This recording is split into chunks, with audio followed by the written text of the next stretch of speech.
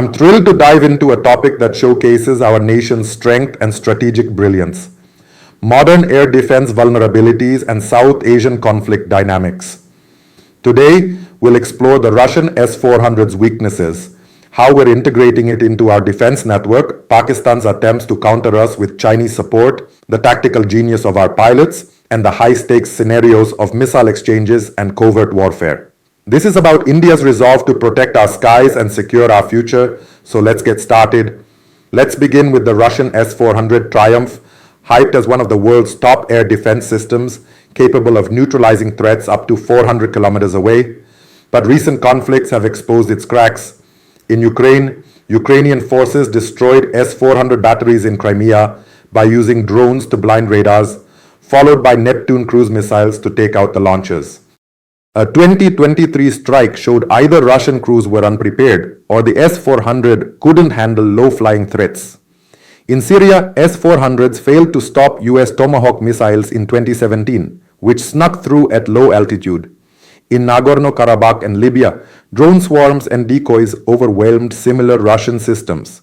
The S-400 struggles with radar blind spots, saturation attacks, and electronic jamming. Stealth jets like the F-35 can fire anti-radar missiles before being detected. Pakistani analysts even admit these vulnerabilities could apply to the S-400. For us, this is a reminder. No system is invincible, but we're smart enough to use it wisely. That brings us to our own S-400 program, a cornerstone of India's defense against threats from Pakistan and China. Despite US sanctions pressure, we secured a $5.5 billion deal for 5 S-400 squadrons in 2018. 3 are already operational as of 2023, with the rest coming by 2026. We've deployed them strategically. One covers both Pakistan and China, another guards our eastern border against China, and a third watches Pakistan. Positioned in places like Punjab and the Siliguri corridor, our S-400s can track enemy aircraft deep in their airspace, protecting cities like New Delhi and our northeast. We've nicknamed it Sudarshan, after a divine weapon, and integrated it into our integrated air command and control system. This means our S-400s share real-time data with our AWACS, Akash SAMs, Barak 8 systems, and fighters like the Rafale. In drills, Sudarshan achieved an 80% kill rate against simulated threats, forcing mock enemies to retreat. We're not naive, it's not a silver bullet. Low-flying missiles and drones are tough, so we're layering it with other defenses and planning to add ballistic missile interceptors. By 2026, we'll have a multi-tier shield, possibly guarding New Delhi against Pakistani missiles. Our approach is clear. Maximize the S-400's strengths while covering its gaps, making India's skies a no-fly zone for adversaries. Pakistan, meanwhile, is scrambling to counter our advancements, leaning heavily on China. They've acquired the HQ-9P SAM, a Chinese system with a 100-kilometer range, and paired it with medium-range LY-80 systems to create layered defenses.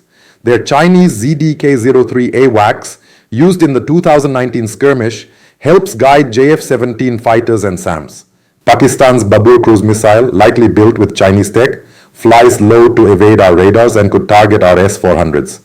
They're also testing Mirvi ballistic missiles like the Ababil, designed to overwhelm defenses, and acquiring Chinese drones for strikes and decoys. With Chinese electronic warfare gear, Pakistan aims to jam our radars and disrupt our systems. Joint Indo-Pak exercises and intelligence sharing mean China's shadow looms large. Pakistan's moves carry Beijing's backing. But let's be clear, their reliance on external support shows they can't match our indigenous innovation and strategic depth. We're ready to counter their tactics with superior technology and training. Now, let's talk about the bravery and precision of our pilots, especially in bombing runs. Our Rafales and Su-30s can go supersonic, but during attack runs, pilots often slow to subsonic speeds, around Mach 0.9. Why? Accuracy and safety. At high speeds, bombs can get caught in the jet's airflow, risking collisions. Slowing down ensures bombs follow predictable paths, whether unguided or laser-guided. It also gives targeting pods like the Rafale's Talios time to lock on, especially in complex environments. But this comes at a cost. Slower speeds make our jets vulnerable to enemy fire. Our pilots train for this. diving at high subsonic speed, releasing bombs, then jinking hard to escape. Newer weapons like the Scalp EG missile let us strike from afar, but most runs still require subsonic precision. Our pilots' skill in balancing survival and mission success is unmatched, proving India's Air Force is a cut above. What if tensions escalate to a missile exchange? Imagine a terrorist attack traced to Pakistan-based militants. We might respond with precise BrahMos or Prithvi missile strikes on their terrorist camps or military bases, avoiding civilian areas. In 2019, we threatened 6 missiles, showing our resolve. But Pakistan, under pressure, might recklessly retaliate with ballistic missiles targeting our cities like Mumbai or Delhi, even with conventional warheads. This would cross a red line, causing mass panic and casualties. Our no first use nuclear policy means we'd stay conventional unless Pakistan uses nukes, but we'd face tough choices.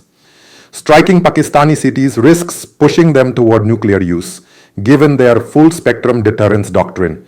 Instead, we might hit their military targets harder or mobilize for a broader campaign like our cold start doctrine. Our missile defenses like PAD, AAD, and Barak 8 could intercept some attacks, but they're not foolproof. We'd also hunt their missile launchers to stop further strikes. The world, US. China, UN would rush to de-escalate as they did in 2019. But with cities hit, emotions could spiral. If Pakistan feels cornered, they might use a tactical nuke. Our doctrine promises massive retaliation for any nuclear strike, ensuring their destruction. This is why South Asia is a nuclear flashpoint. Escalation is a slippery slope, but our restraint and strength keep the balance. Finally, let's explore our mastery of hybrid warfare, covert ops, cyber strikes, and psychological tactics to outsmart Pakistan. In 1971, our raw agency armed Bengali guerrillas, crippling Pakistan's army in Bangladesh. Today, we could support Balok rebels or stoke unrest in Pakistan's northwest, forcing their military to fight on multiple fronts. Our para-SF or Special Frontier Force could raid their air bases or bridges, while cyber attacks, possibly with US or Israeli help, could disable their radars or power grids. Think Stuxnet-level sabotage on their missile systems. We could spread disinformation, fake news of Pakistani defeats or mutinies to sap their morale. Diplomatically, with allies like France and the US, we'd isolate Pakistan, maybe blockading Karachi to cut their fuel. Israel could share intel on Pakistan's nukes, the US could jam their radars, and France could rush Rafale spares. If executed well, Pakistan's military would face chaos, insurgencies, blackouts, and fractured command. They might try cyber strikes or terror attacks on us, but our resilience would prevail. This horizontal escalation avoids the nuclear ladder, letting us pressure Pakistan without crossing the ultimate red line. Our 1971 playbook and modern tech make us a hybrid warfare powerhouse. In conclusion, India's strategic brilliance shines in this complex landscape. The S-400's vulnerabilities don't deter us. We've integrated it into a robust defense network. Pakistan's Chinese-backed countermeasures are no match for our innovation. Our pilots' precision, our measured response to missile threats, and our covert warfare skills show we're prepared for any challenge. In 2019, we stood firm and we'll do it again, backed by allies like the US, Israel, and France.